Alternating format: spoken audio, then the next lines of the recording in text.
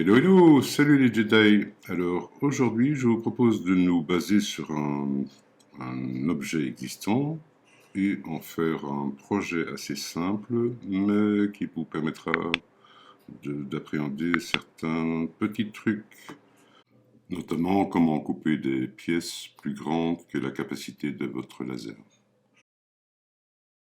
Ce projet est celui-ci, donc un support éprouvette à tube à essai, qui vous pourra vous servir soit dans un labo, soit dans votre cuisine avec vos épices, soit encore sur votre bar pour, comme verre à shot, ou simplement en décoration en mettant des fleurs. J'espère que vous avez prévu votre café et que vous êtes bien installé. C'est parti. La première étape consistera à faire un petit croquis, histoire de fixer les idées et de définir les dimensions. Je vais travailler avec un CP Ukume de 3,8 mm, vieux de 60 ans, donc je devrais faire attention, il doit y avoir des variations sur les épaisseurs. Pour les emboîtements, c'est important. Alors, je vais travailler en multicouche, histoire de consolider la chose. Le premier palier ici sera composé de 2 couches, la base de 3 couches. La première couche ici cachera les emboîtements des montants, ainsi que les 2 dernières couches du support qui recevra les emboîtements des petits pieds. La première couche sera trouée histoire de stabiliser l'éprouvette. Les montants seront également 2 couches et les pieds en 3.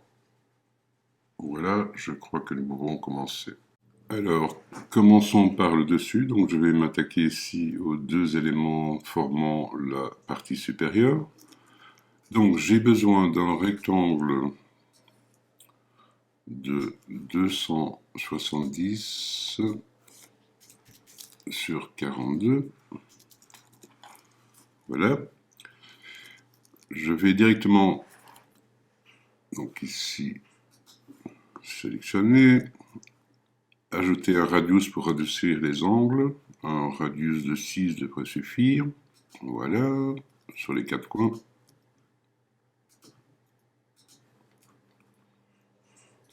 Voilà qui est fait. Donc pour la partie supérieure, elle est un rien plus petite question d'esthétique. Donc je vais faire un offset de cette partie-ci avec une distance de décalage de 2,5 vers l'intérieur avec les coins ronds. Voilà, donc il aura adapté le radius pour que ce soit esthétique. Faisons un petit zoom dessus. Voilà. Maintenant, j'ai besoin de percer pour pouvoir insérer mes éprouvettes. Mes éprouvettes font 22, donc je vais faire un trou de 25. 25, je dis. Allez. De 25 sur 25. Voilà qui est fait. Et je vais mettre 6 éprouvettes, donc il me faut maintenant un tableau de 6 éléments avec un espacement de 15 mm. Parfait. OK. Ces 6 trous, je vais maintenant les grouper. Voilà. Et je peux maintenant les placer au centre de ma pièce en faisant ceci. Voilà qui est fait. Ça semble parfait. Très bien. Je vais en profiter pour les copier, puisque je vous rappelle que ce sont 2 pièces. Donc ici, je vais sélectionner mes cercles. Je copie, coller, voilà. Donc ma deuxième pièce, qui est celle-ci, je dis cette pièce-ci plus les cercles, c'est ma deuxième pièce, donc je vais la déplacer, reprendre ces cercles-ci et les centrer par rapport à ma deuxième pièce. Voilà, au centre. Donc maintenant, ils sont bien alignés une pièce à l'autre, sinon ça serait dommage, je ne pourrais pas introduire les éprouvettes. Alors tant qu'ils sont sélectionnés, je vais les grouper pour que ça ne puisse plus bouger et faire la même chose pour l'autre pièce. Voilà, grouper. Je peux maintenant les déplacer et les aligner pour voir que mes trous sont bien à la bonne place. Donc centré, donc je vois ici qu'ils sont bien alignés. Très bien. Alors passons à la partie basse maintenant. Donc j'ai besoin d'un rectangle de 300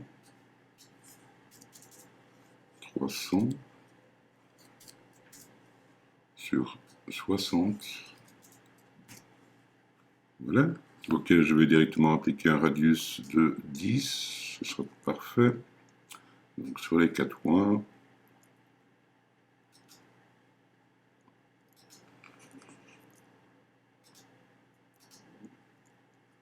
Donc ça c'est la partie inférieure. Pour la partie supérieure, je vais un peu la décaler. Donc je vais faire un offset de 5 vers l'intérieur avec les coins ronds. Voilà. Maintenant, je vais récupérer mes cercles que j'avais placés ici. Je découpe. Je sélectionne les cercles qui, eux, sont toujours groupés. Je fais une copie, CTRL-C, CTRL-V, et je vais les centrer par rapport à ma pièce, comme ceci. Voilà. Donc maintenant, elle devrait être exactement au même endroit que la partie supérieure. Je peux sélectionner. Je vous rappelle que les trous ne se seront faits que sur la partie supérieure du support. Donc je peux déjà les grouper. Non, grouper, j'ai dit.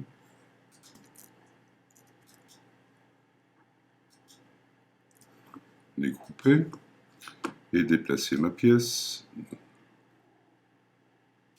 Il y aura 2 couches comme celle-ci, mais nous ferons la deuxième couche lorsque nous aurons placé nos encoches. Voilà.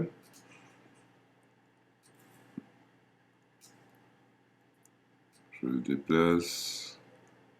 Déjà, je vais déplacer celle-ci afin de vérifier que tout ceci est bien aligné comme pour les autres. Donc je sélectionne ces trois-là. Je les aligne au centre. Donc ici, ça semble parfait. Donc ça devrait correspondre. Les 3 trous doivent correspondre. Très bien. Donc celle-ci, j'ai dit, nous allons la placer ici. Et nous en ferons une copie lorsqu'on aura placé les encoches pour emboîter les montants et les pieds. Attaquons-nous maintenant aux 2 montants. Donc nous avons dit qu'il était doublé. J'ai besoin donc d'un rectangle qui fasse 60 de haut sur 42 de large. 60. Voilà. Auquel je vais donner une forme. Donc je vais tracer un cercle qui fait donc un tiers de 42, c'est 14. Donc largeur 14, donc 28, sur une hauteur de 55. Ok. Je vais le doubler. Donc ici, je vais CTRL-C, CTRL-V et les placer sur le milieu de ce segment-là. Pareil pour l'autre de l'autre côté.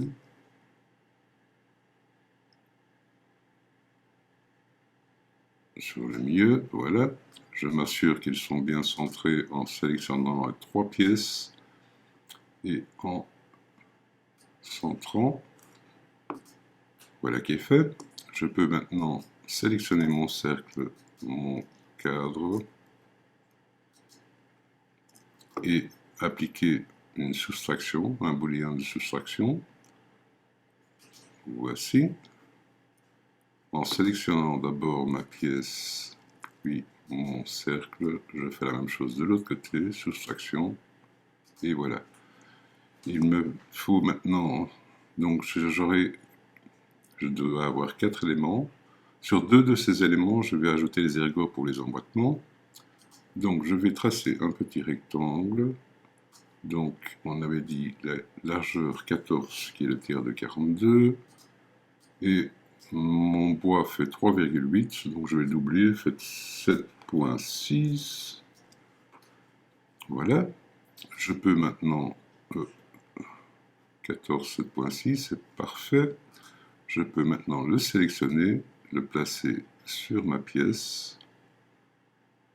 Pour m'assurer qu'il est bien centré, je vais sélectionner ma pièce et le rectangle et le centrer à la verticale. Parfait. Et je peux le sélectionner maintenant, le copier et faire la même chose de l'autre côté. CTRL V. Je prends mes 2 pièces et je les centre verticalement. Voilà qui est fait. Je peux maintenant sélectionner les 3. Mais avant de faire ma jonction, je vais copier la forme. CTRL C, la coller, CTRL V, CTRL V. Je ne vais mettre des ergots que sur 2 d'entre elles. Voilà, donc maintenant je sélectionne les 3 ici. Je fais un booléen. J'ai maintenant mes 2 ergots sur celui-là. Je peux le copier, le coller, et maintenant j'ai mes 4 pièces. Donc sur un des comme le montant est doublé, sur un des 2, j'aurai mes ergots. Voilà, je peux sélectionner le tout, les aligner bas. Voilà, j'ai mes 4 pièces.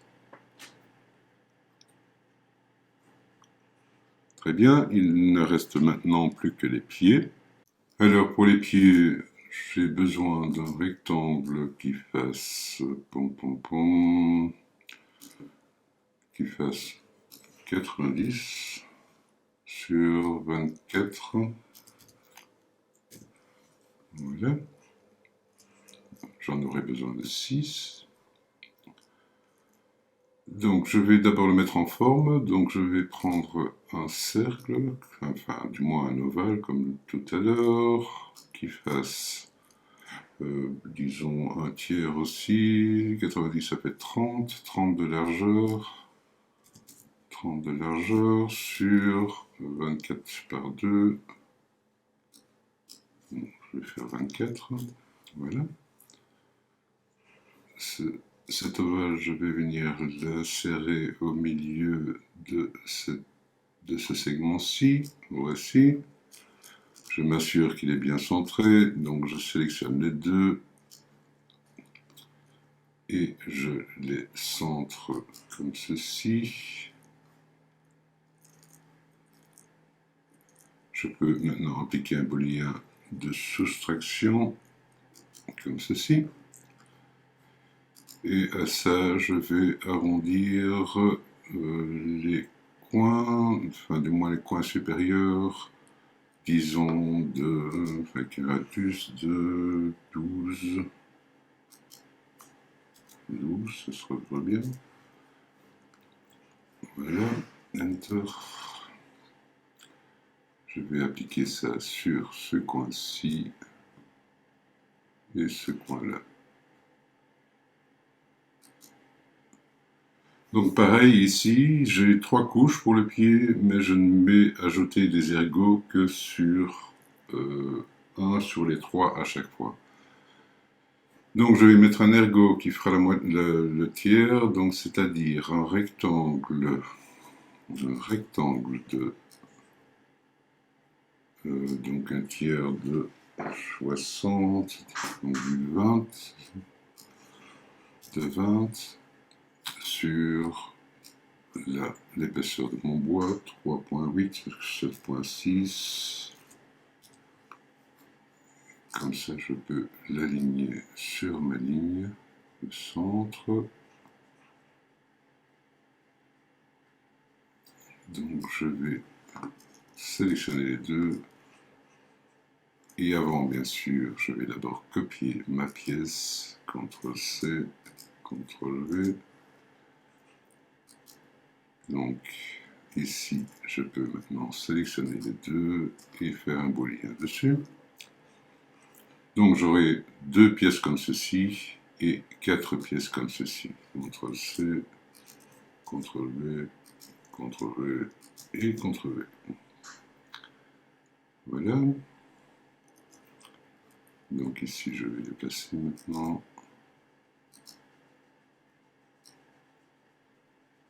Voilà. Ici. Là.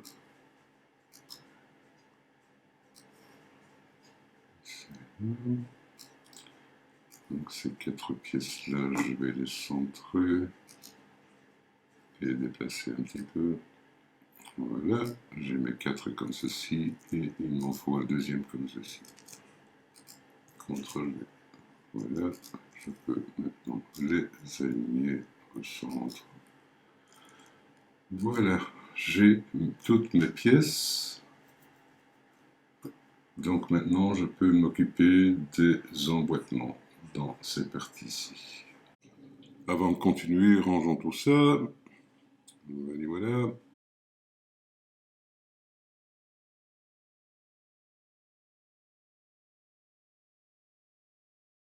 Attaquons-nous maintenant aux encoches. Donc ici, nous avions un piton de 14 mm sur l'épaisseur du bois, 3,8, que je voudrais emboîter dans cette pièce. Donc, je vais d'abord tracer un rectangle en mode construction. Vous voyez ici que mon curseur change, je suis à la fin de mon radius, il snap dessus, je trace mon rectangle, il va snapper à la même place en dessous, je lui donne une dimension, donc j'ai un bois de 3,8, je vais rajouter une demi-épaisseur, donc 3,8, ça fait 19, ça fait 5,7, 5,7 sur 42, puisque la largeur de ma pièce ici fait 42 mm. Très bien, voilà. Maintenant, je vais tracer mon encoche, c'est-à-dire une encoche que je vais directement placer sur la couche noire. Et elle aura donc une largeur de 3,8, l'épaisseur de mon bois, sur 14 mm, nous avions dit ici. Vérifions. Donc 3,8, je vais l'enregistrer, mesurer. Ici, cet élément-là fait bien 14 mm. Très bien. Donc, je vais lui donner, je sors de ceci, je vais lui donner 14 mm de hauteur. Alors, il faut savoir pourquoi j'ai fait ici 5,7, c'est car un objet que vous tracez, si vous mettez sur les extrémités, vous voyez que mon curseur change, ou le milieu d'un segment est aimanté, mais par contre, quand vous sélectionnez un objet, le point de snap sera toujours au centre. Donc si maintenant je ligne mes deux éléments, il va snapper sur le point du milieu du segment. Voilà pourquoi j'ai fait une épaisseur et demie pour placer mon encoche. Je vais faire exactement la même chose de l'autre côté. Donc ici, je peux sélectionner celui-ci et la déplacer vers l'autre extrémité. Vous voyez qu'ici, comme ma sélection est au centre, il ne va pas snapper à la fin de mon radius. C'est C'est pourquoi il vaut mieux retracer votre élément. Ici, il change, mon curseur change, je trace, hop, hop, hop, hop, CTRL Z. Donc je dis, je vais tracer un rectangle de mon point de snap, c'est-à-dire après mon radius. Je trace largeur 5,7 sur 42, c'est bon. Je peux maintenant tracer mon encoche, c'est-à-dire 3,8 sur 14 mm. Voilà, je le sélectionne, je vais le placer sur ma ligne de construction, il snap au milieu, je relâche, elle est à la bonne place. Très bien, je peux maintenant supprimer ma ligne de construction. Et pour éviter que ça bouge, sélectionner la totalité de cette pièce et la grouper. En voilà une.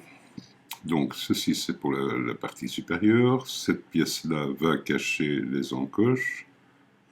C'est parfait. Attaquons-nous à celle-ci, qui est la partie basse. Donc pour ici, ce sera un peu plus compliqué, puisque l'espacement, enfin la pièce est un peu plus large. Donc pour avoir exactement l'emplacement de mon encoche ici, je vais m'y prendre autrement, c'est-à-dire que ces trois pièces-ci sont censées être centrées verticalement, elles le sont, n'ont pas bougé, que mon encoche ici est à la bonne place, je peux rapporter cette encoche sur cette pièce-ci. Donc pour ce faire, je vais d'abord dégrouper cet élément, je prends mon encoche, je fais CTRL-C pour la copier, je vais dans mon menu ici, disposer, non, modifier, et vous voyez, vous avez ici coller en place. Donc je vais le coller en place. Je vais directement, avec les flèches du clavier, la faire monter sur la pièce que je vise. Je fais la même chose de l'autre côté. Donc CTRL-C, modifier, coller en place, ici. Je la monte sur ma pièce. Il ne me reste plus maintenant qu'à sélectionner le tout et centrer horizontalement et mon encoche est à sa place. Donc tant qu'elle est sélectionnée, je la groupe pour qu'elle ne puisse plus bouger et je refais la même chose sur celle-ci également. Donc grouper. Voilà, donc la partie supérieure est faite, la partie inférieure où vient s'encocher mes montants sont prêtes. Il me reste maintenant à faire mes encoches pour le pied. Alors pour la partie inférieure, cet élément-ci n'a besoin d'aucun emboîtement. Par contre, je vais le copier, la coller et les aligner avec les autres verticalement.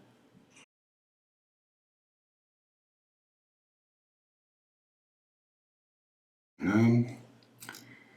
Et ici, je vais donc mettre les emboîtements pour les petits pieds.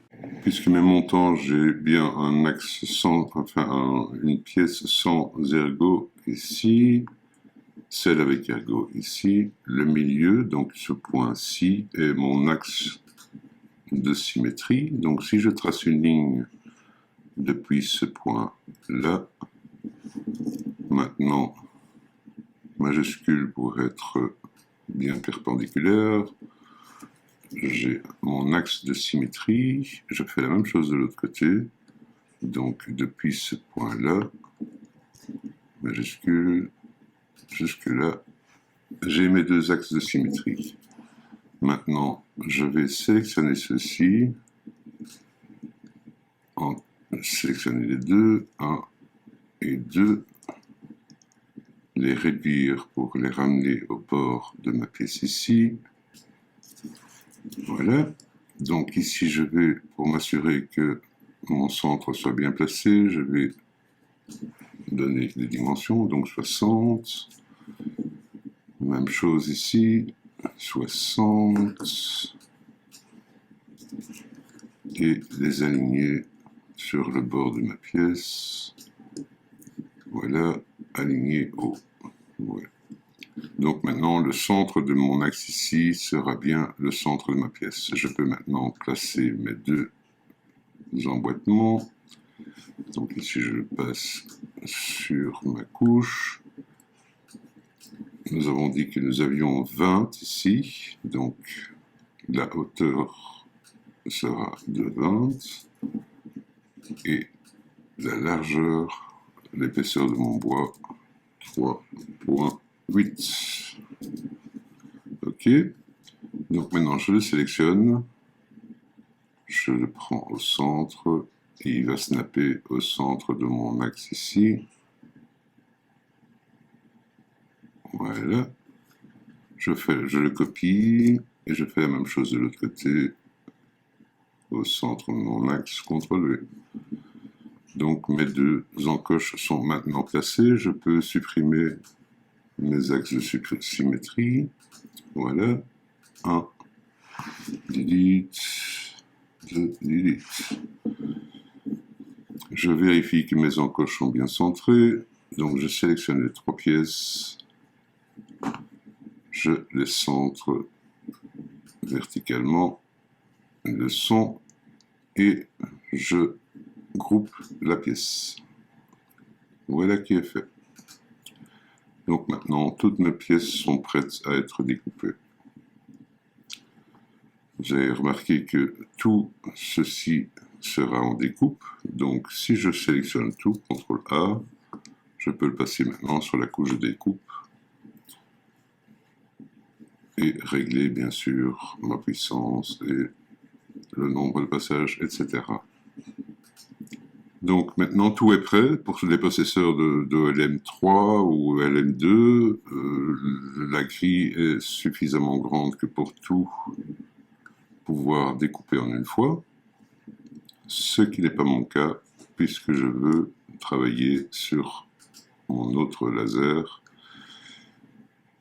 et sa grille est beaucoup plus petite. Donc nous allons maintenant voir comment je pourrais découper avec cette machine-là ces pièces sans difficulté. Mais vu la longueur de cette vidéo, je vous propose de voir ça dans la prochaine, qui devrait paraître incessamment sous peu. Ce que je vais faire maintenant, c'est enregistrer mon travail dans ma bibliothèque afin de les retrouver pour les retravailler dans la prochaine vidéo. Donc, je vais sélectionner d'abord les pieds et après avoir créé une nouvelle bibliothèque, ce que j'ai déjà fait, si vous ne savez plus comment faire, je vous mets le lien de la vidéo ici au-dessus. Donc, mes pieds étant sélectionnés, je les importe à partir du projet. Voilà, donc ça, ce sont les pieds. Ok. Je les ai bien là. Maintenant, les montants. Importer. Montant. Ok. Et donc la partie supérieure. Importer.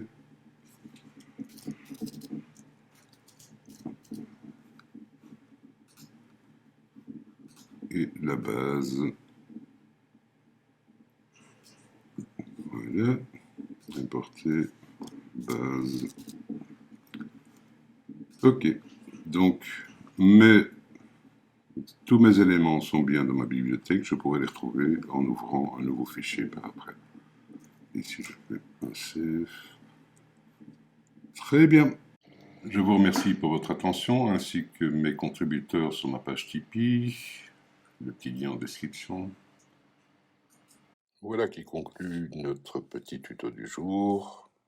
Alors, n'hésitez pas à partager, et comme d'habitude, j'espère qu'il vous aura plu. N'hésitez pas, petit pouce, abonnement, et vous verrez les suivants.